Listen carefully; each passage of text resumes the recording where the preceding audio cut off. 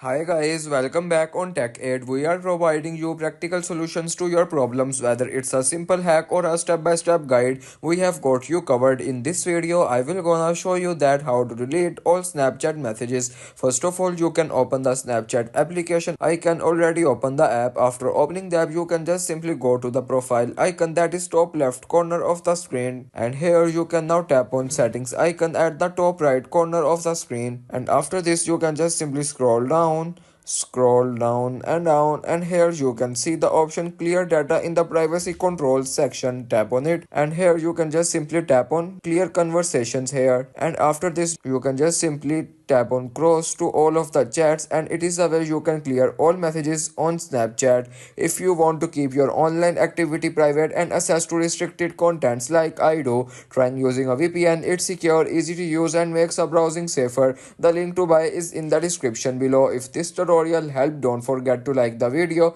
and subscribe for more practical solutions. Got questions or need extra help, drop a comment below and we will be happy to assist. See you in the next one. Thanks for watching.